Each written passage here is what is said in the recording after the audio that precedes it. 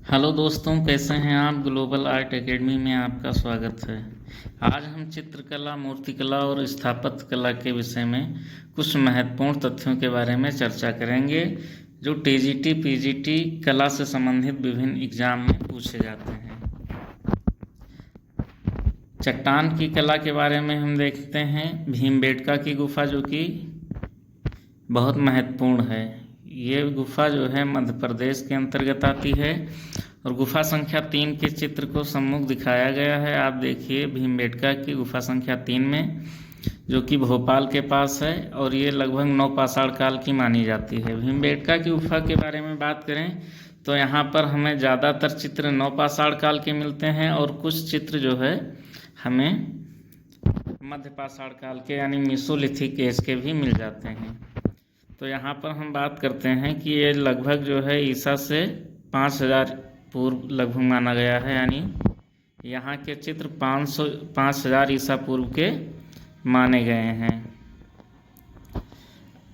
आगे के पृष्ठ में भीमबेटका की सभी तिथियाँ उसी पर उद्धृत की गई हैं, यानी कि जो भी हम चित्र देखेंगे भीमबेटका के, जैसे भीमबेटका की गुफा संख्या 4 की बात करें तो यहाँ पर लगभग 8000 ईसा पूर्व के चित्र हमें देखने को मिल जाते हैं, जिसमें जानवरों का समूह या झुंड जो है बहुत महत्वपूर्ण चित्र है, जो कि सम्मुख आप देख सकते हैं, जो कि चट्टान पर बना हुआ चित्र है।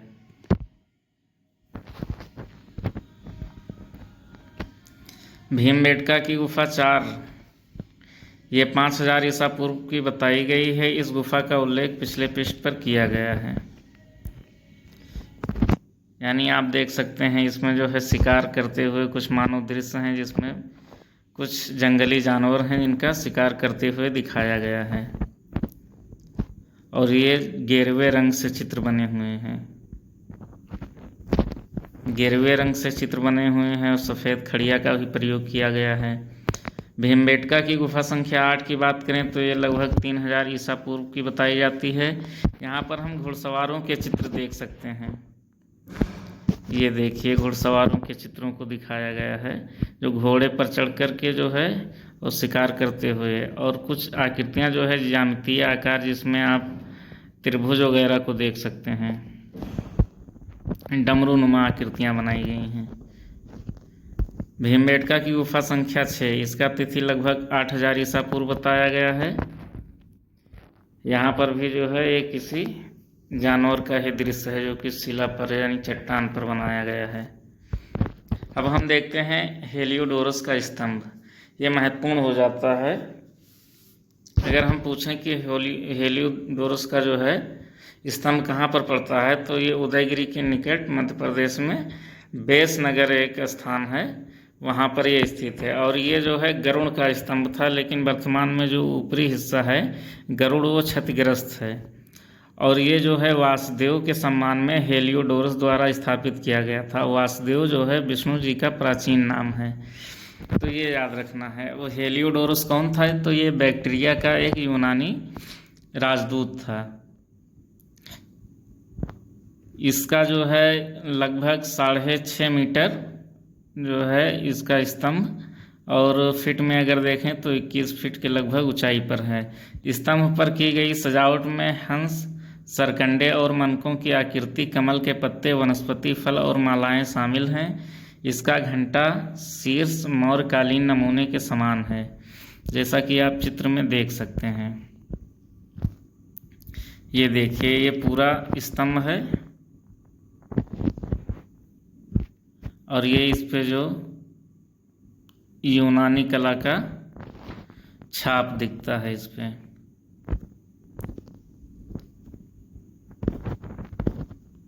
और यहाँ पर आप देखेंगे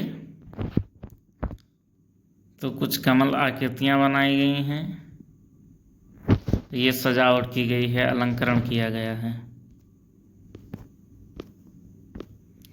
अब हम देखते हैं सबसे महत्वपूर्ण, जो कि कला से संबंधित कोई भी एग्ज़ाम हो, लगभग यहाँ से प्रश्न हमें देखने को मिल जाते हैं। और अगर प्रश्न का लेवल टफ कर दिया तो सांची के स्तूप के साथ तोरण द्वार से संबंधित प्रश्न आ जाते हैं। तो सांची के स्तूप की बात करें तो ये महान स्तूप पूर्वी प्रवेश द्वार का दृश्य है।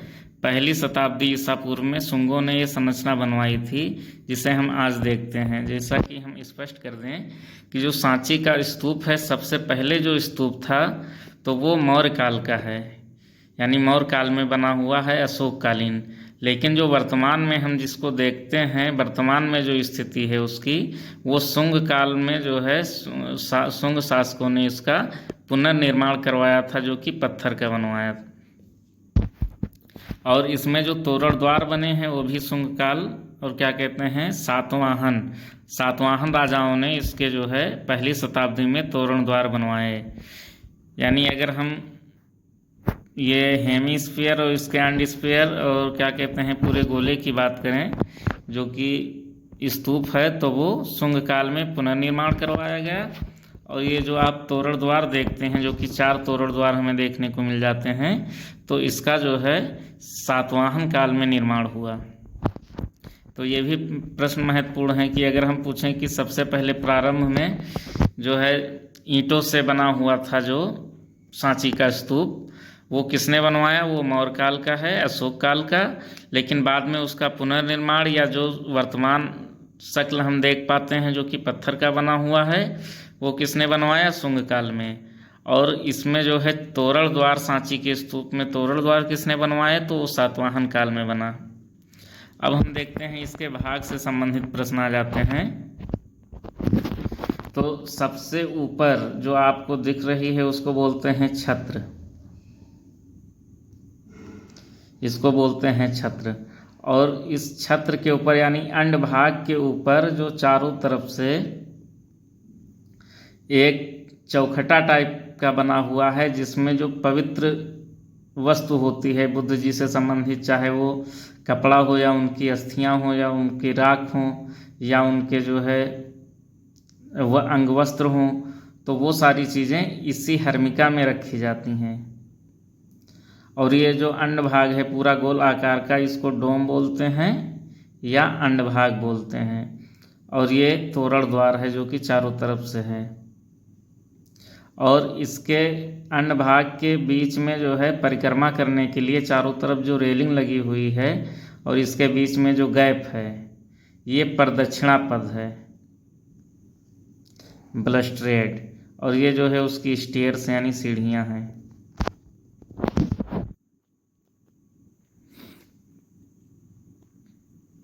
ये इसका आरेख चित्र आप देख लीजिए।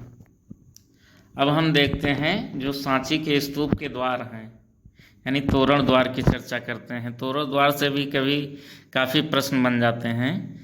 तो सांची के तोरण द्वार में देखिए, यहाँ दर्शाया गया पूर्वी द्वार का ऊपरी भाग, यानी सबसे पहले हम पूर्वी तोरण द्वार के विषय में जानेंगे। तो यहाँ दर्शाया गया पूर्वी द्वार का ऊपरी भाग, ऊपरी प्रस्तर पाद पर स्थित 7 मानुषी बुद्धों, यानी जो है पूर्ववर्ती बुद्ध, जिनमें ऐतिहासिक बुद्ध की श्रृंखला में नवीनतम है, का प्रतिनिधित्व करता है। सबसे पहला प्रश्न यही बन जाता है कि 7 मानुषी बुद्ध को किस तोरण द्वार पर दर्शाया गया है या किस तोरण द्वार पर इनकी मूर्ति बनाई गई है? तो वो पूर्वी तोरण द्वार पर हो जाएगा। हमारा आंसर क्या होगा? पूर्वी तोरण द्वार। 7 मानुषी बुद्ध किस तोरण द्वार पर अंकित हैं? तो पूर्वी तोरण द्वार पर। कपिलवस्तु स्थित बुद्ध के अपने महल में महाप्रस्थान को दर्शाता है, जबकि निचला प्रस्तर प्रसाद अशोक द्वारा बोधि वृक्ष की शाही यात्रा को दर्शाता है। नीचे बुद्ध को ज्ञान प्राप्त हुआ था, उसका दृश्य है। सजावटी योजना में हाथी और सालभंजिकाएं, पंख वाले सिंह और मोर शामिल हैं। प्रस्तरपात के अंतिम भाग में सर्पिलों द्वारा चिन्हित हैं और बाएं और दाएं स्तंभ के शीर्ष पर एक नंदी पाद है। मूल रूप से बाएं स्तंभ पर ही ऐसा ही एक कलश रखा रहा होगा, यानी ऐसा माना जाता है। ये देखिए तोरण द्वार का दृश्य। देखिए इसमें स्तूप को भी दर्शाया गया है। यहाँ पर ये स्तूप को भी दर्शाया गया है, हाथियों को दर्शाया गया है, और यहाँ पर जो है पंख वाले शेर को दर्शाया गया है। और मोर को भी दर्शाया गया है।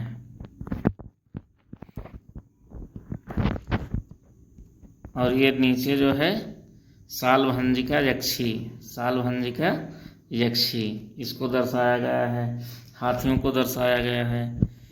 यानी ये सातवाहन काल का अद्भुत नमूना है। अगर हम देखें तो इसका जो है दृश्य बहुत ही सुंदर है। और ये बीच बीच में जो हमको पिलर दिख रहे हैं, ये मौर्यकालीन यानी अशोक के समय के पिलर को दर्शाया गया है।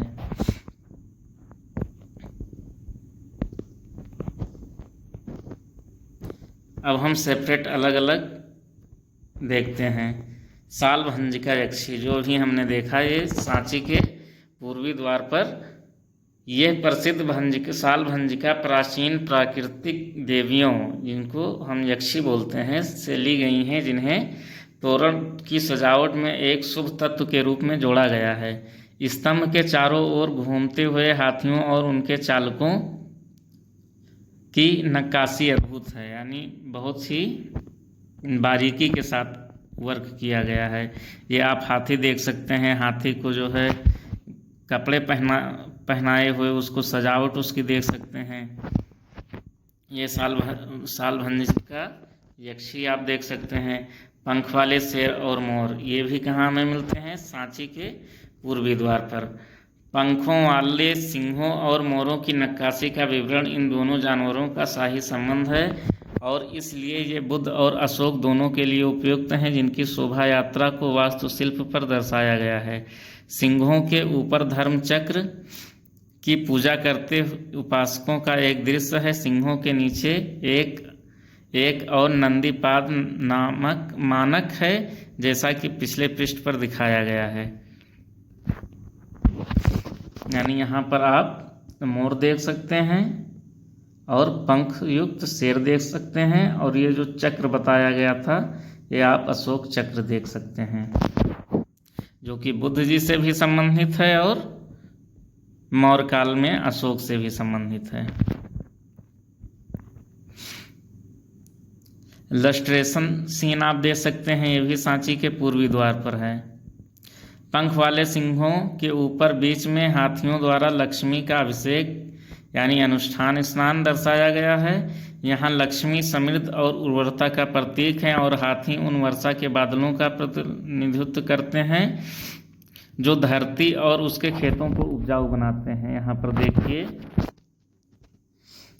ये लक्ष्मी जी का जो है उकेरा गया है शिल्प, और ये हाथी, तो हाथी बादलों का प्रतीक हैं और ये उर्वरता की देवी मानी गई हैं लक्ष्मी।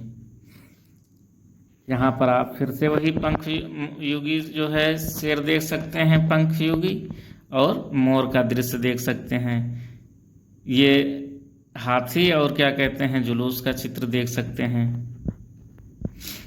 अब मध्य आर्किटेक्ट यानी जो तोरण द्वार है उसके मध्य का सीन अगर हम देखें तो महान प्रस्थान को अशोक स्तंभों से सुसज्जित वृक्षों और सम्मान सूचक छतरियों के बीच में चित्रित किया गया है।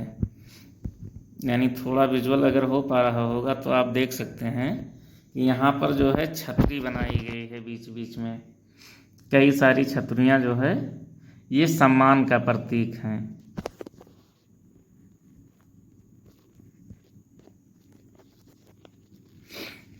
अब एलिफेंट कैपिटल यानी हाथी कैपिटल के बारे में देखेंगे। ये भी कहाँ है? सांची के पूर्वी द्वार पर।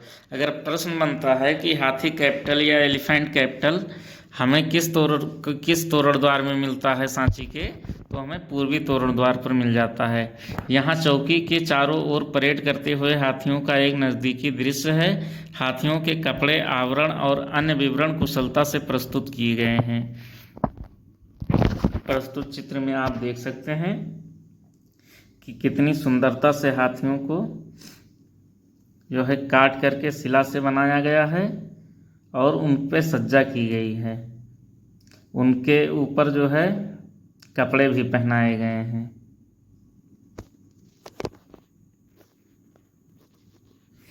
अब महल का दृश्य देखते हैं। ये सांची के पूर्वी द्वार पर ही मिल जाता है।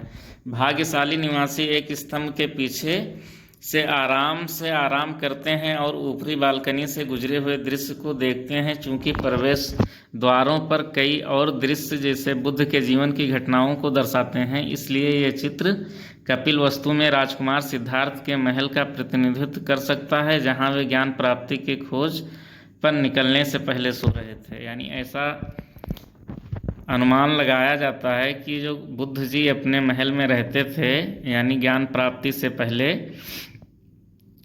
तो वहाँ पर ये देखिए अपने राजप्रसाद यानी महल में आराम के साथ बैठे हुए हैं और ये जो है नीचे का दृश्य देख रहे हैं।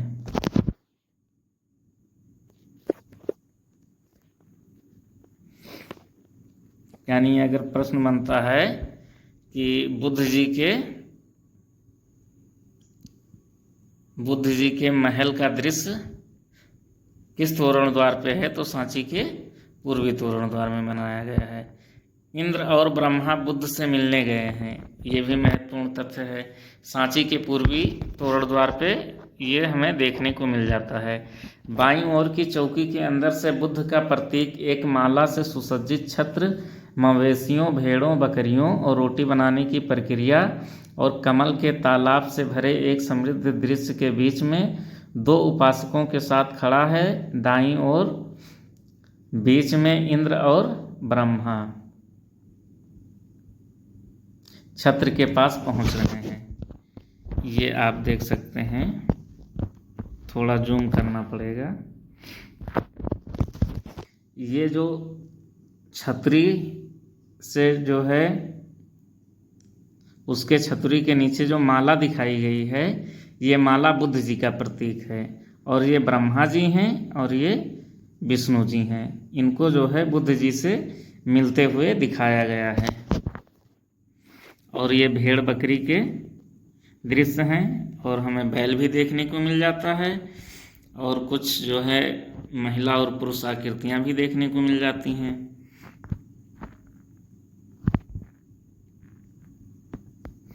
कमल के चित्र हमें देखने को मिल जाते हैं। बहुत ही सुंदर अलंकरण किया गया है तोरण द्वार पे। अब देखते हैं हम शाही जुलूस। ये भी जो है सांची के स्तूप के पूर्वी तोरण द्वार पर है। दाहिनी ओर के खंभे के अंदर से एक शाही जुलूस दिखाया गया है, जिसमें हाथी रथ और संगीतकार शामिल हैं। ये देखिए, ये हाथियों का रथ है।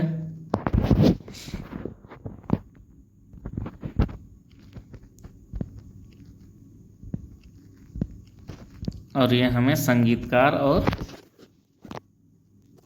नृत्य करते लोग दिख जाएंगे। यानी अगर प्रश्न बनता है कि शाही जुलूस का दृश्य हमें किस तोरण द्वार में देखने को मिलता है, तो पूर्वी तोरण द्वार में। ब्रह्मा बुद्ध से प्रार्थना करते हैं। ये देखिए, ब्रह्मा जी बुद्ध से प्रार्थना करते हुए दृश्य दिखाया गया है। इसमें आप यहाँ पर देख सकते हैं, ये बीच में ब्रह्मा जी हैं जो हाथ को जोड़े हुए हैं, यानी बुद्ध जी से प्रार्थना कर रहे हैं।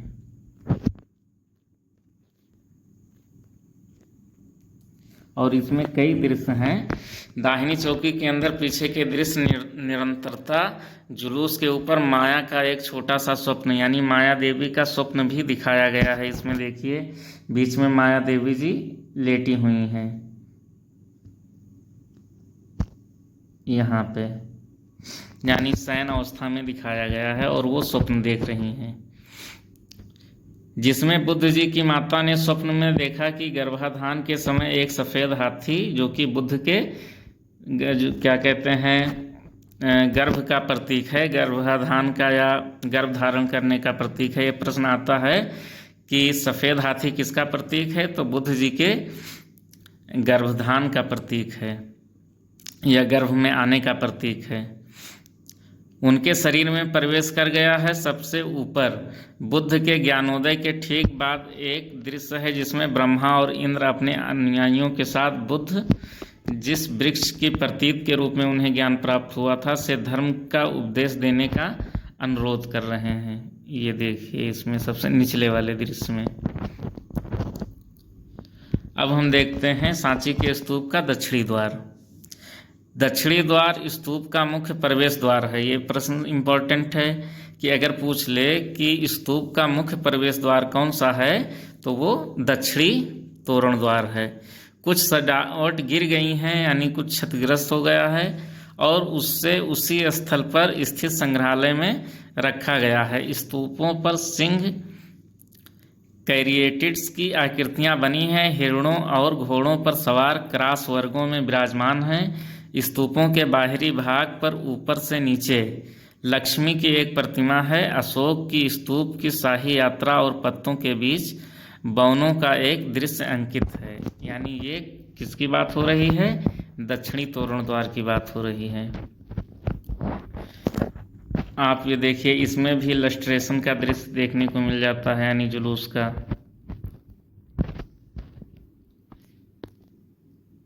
अनुष्ठान का दृश्य। कभी कभी इसे बुद्ध के जन्म के रूप में पहचाना जाता है, लेकिन वास्तव में ये लक्ष्मी के साथ हरे भरे पत्तों और जल पक्षियों के बीच एक उत्कृष्ट दीपदान दृश्य प्रतीत होता है। जन्म के दृश्य में आमतौर पर बुद्ध को माया सालभंजिका की ओर से प्रकट होते दिखाया जाता है, जो यहाँ बिल्कुल वैसा नहीं है। नारी आकृति यानी सालभंजिका मुद्रा में है, लेकिन बिना किसी वृक्ष के।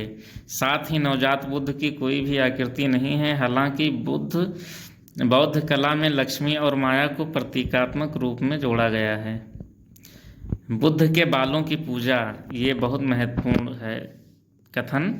अगर प्रश्न आ जाए कि बुद्ध के बालों की पूजा किस तोरण द्वार में है तो सांची के दक्षिणी तोरण द्वार में मिल जाता है हमें बुद्ध जी के बालों की पूजा। यहाँ पर बुद्ध जी के बालों की पूजा दिखाई गई है।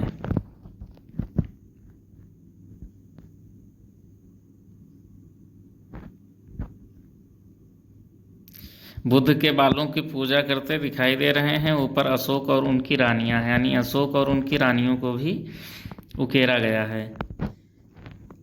आर्किटेक्ट्स का पिछला हिस्सा यानी पिछला दृश्य हम देखते हैं अगर, तो ये पश्चिमी तोरण द्वार। कौन से? पश्चिमी तोरण द्वार की बात हो रही है।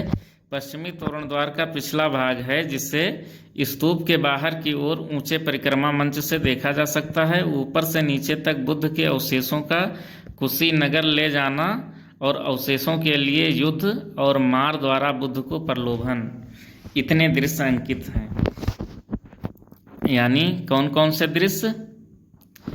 बुद्ध जी के जो अवशेष हैं उनको कुशीनगर ले जाते हुए दिखाया गया है। ये हो गया। अवशेषों के लिए युद्ध, अवशेष को प्राप्त करने के लिए जो युद्ध का दृश्य है वो दिखाया गया है। और जो मार राक्षस है उसके द्वारा बुद्ध जी को प्रलोभन देने का दृश्य इस तीसरे खंड में दिखाया गया है। ये सब सांची के पश्चिमी तोरण द्वार पे अंकित है।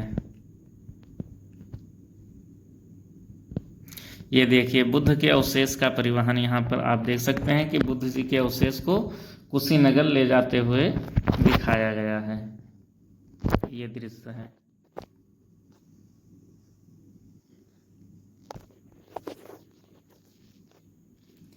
ऊपरी प्रसाद के पिछले भाग से एक शाही जुलूस बुद्ध के अवशेष को कहाँ ले जा रहा है? कुशीनगर शहर में ले जा रहा है। बुद्ध के अवशेषों पर युद्ध, यानी यहाँ पर जूम करके दिखाया गया है उसी को। यहाँ पर उनके अवशेषों को प्राप्त करने के लिए आपस में युद्ध हो रहे हैं। ये उसका दृश्य है। तीसरा मार का प्रलोभन, जो राक्षस मार है उसने बुद्ध जी को विभिन्न तरीकों से प्रलोभन देने का कोशिश कर रहा है। ये जो है निचले भाग में दर्शाया गया है।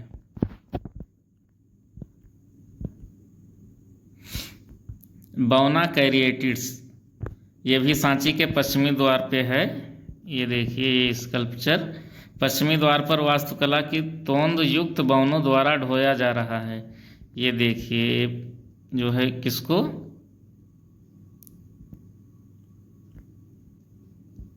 ये जो बौने हैं वो ढो रहे हैं। एक वास्तुशिल्प बना हुआ है जिसको उठाए हुए दर्शाया गया है। ये महत्वपूर्ण तथ्य आता है श्याम जातक, जिसको श्यामा जातक भी बोल दिया जाता है। ये भी सांची के पश्चिमी तोरण द्वार पे अंकित है।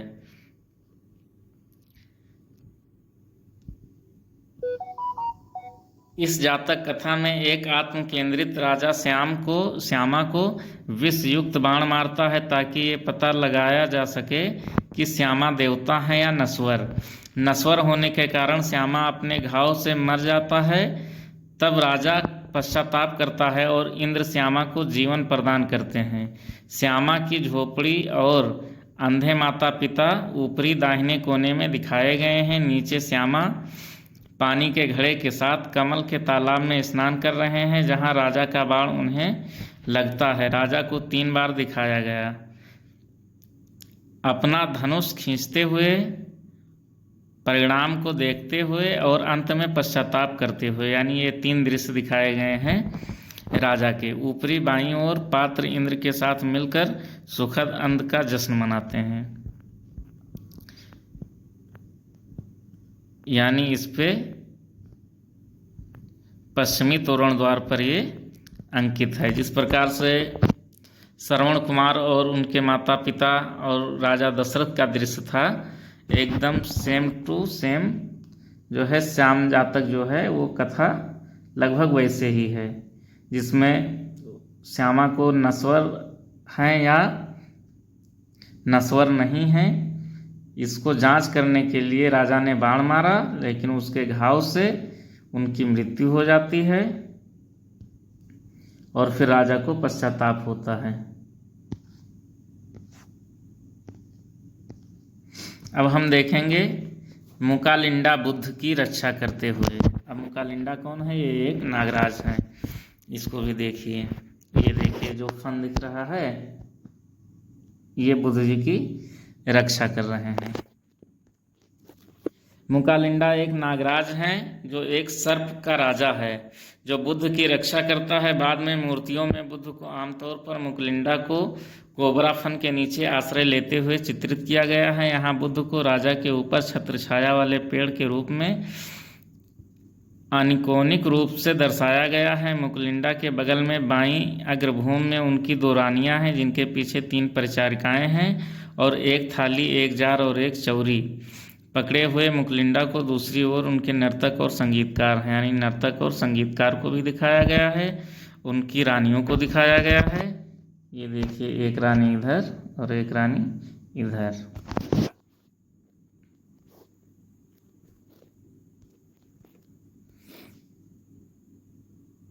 अब आर्किटेक्ट का जो पिछला हिस्सा है उसको हम देखते हैं। सांची द्वार का उत्तरी तोरण द्वार।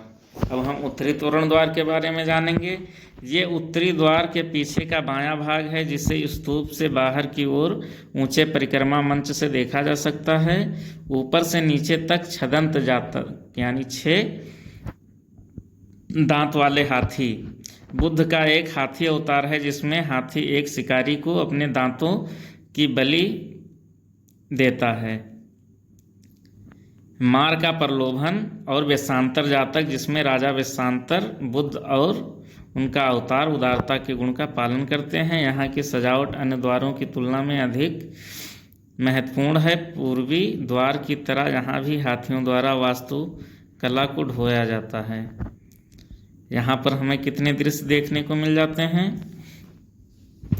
छदंत जातक की कथा हमें देखने को मिल जाती है, और मार का प्रलोभन और वेशांतर जातक, ये हमें कौन से उत्तरी तोरण द्वार में देखने को मिल जाते हैं।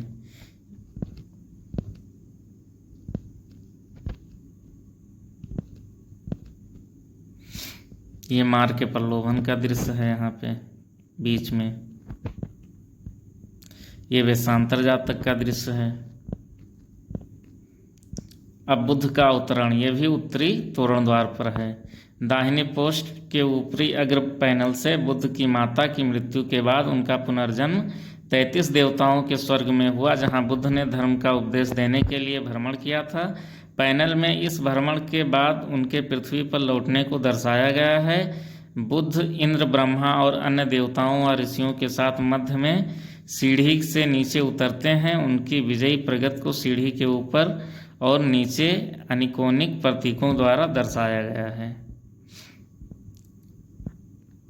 यानी ये बुद्ध जी और ब्रह्मा और इंद्र जो है और तमाम ऋषि बुद्ध जी की क्या कर रहे हैं, उनकी विजय और प्रगति पर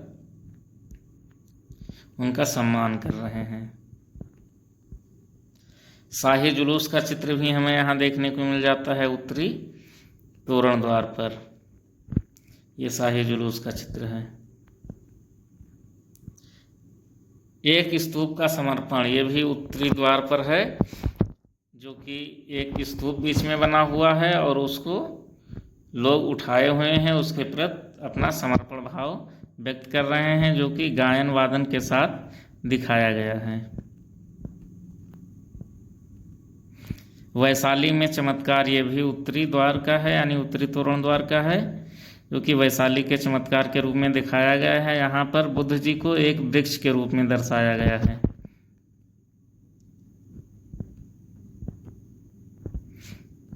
कपिलवस्तु से लौटते हुए ये भी दृश्य देखिए। यहाँ पर भी बोधि वृक्ष के रूप में बुद्ध जी को दर्शाया गया है। अब हम थोड़ा सारनाथ के बारे में जानेंगे, जो सारनाथ का स्तंभ है।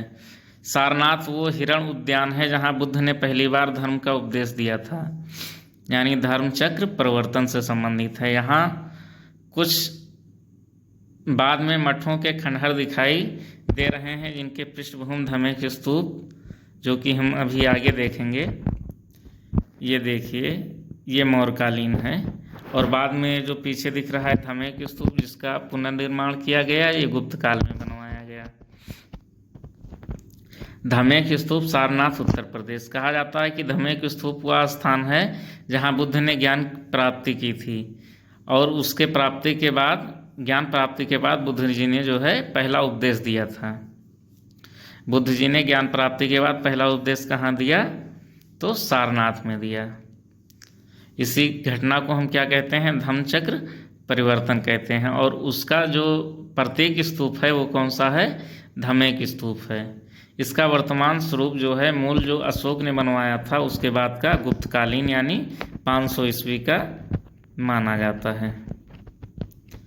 अब हम उदयगिरी की गुफा के बारे में देखते हैं, जो उदयगिरी मध्य प्रदेश की है। एक उदयगिरी खंडगिरी है जो कि उड़ीसा में है, लेकिन वो जैन धर्म से संबंधित है, और जो उदयगिरी गुफा है ये हिंदू धर्म से संबंधित है। तो गुप्त एरा का है, यानी 5वीं सेंचुरी का है।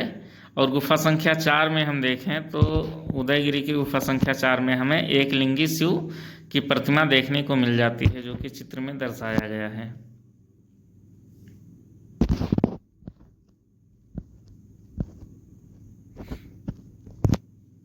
ये देखिए वराह अवतार, विष्णु जी का वराह अवतार, ये भी गुप्त काल का है, 5वीं शताब्दी ईस्वी का। गुफा संख्या 5 में हमें देखने को मिलता है।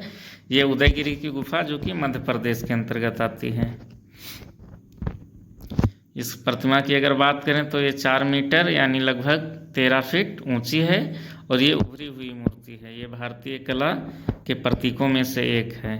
बहुत ही सुंदर तरीके से बनाया गया है। ये किस गुफा में है, तो ये उदयगिरी की गुफा में। अगर प्रश्न बनता है कि विष्णु जी का वराह अवतार स्कल्पचर किस गुफा में दिखाया गया है, तो उदयगिरी गुफा में दिखाया गया है। उदयगिरी कहाँ पड़ता है, मध्य प्रदेश।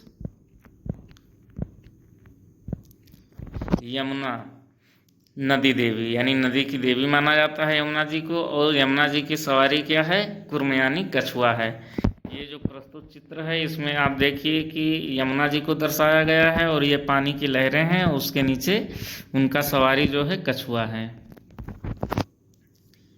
यह भी 5वीं शताब्दी का है। किस काल का, तो गुप्त काल का।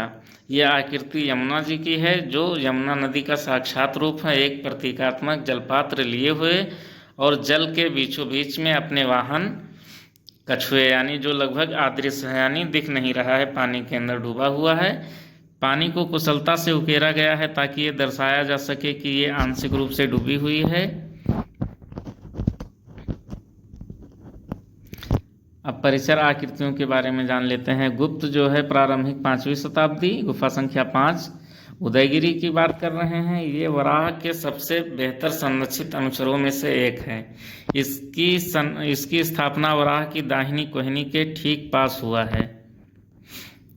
इनकी प्रतिमा दाढ़ी और माला ब्रह्मा या संभवतः अग्नि से मेल खाती है। हालांकि प्रारंभिक भारतीय कला में दिखाई देने वाली कई समान आकृतियों को देखते हुए यह भी संभव है कि यह आकृति किसी सामान्य प्रकार के तपस्वी का प्रतिनिधित्व करती हो।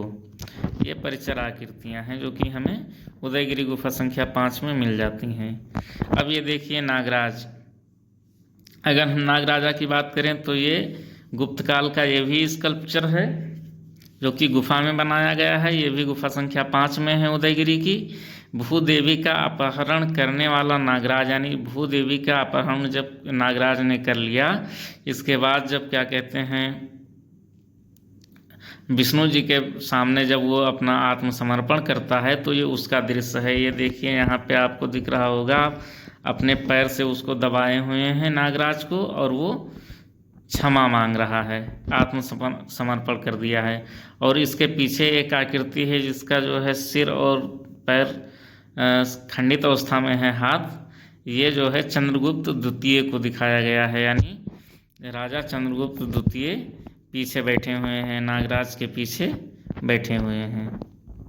आज के लिए इतना ही, मिलेंगे नेक्स्ट वीडियो में। धन्यवाद।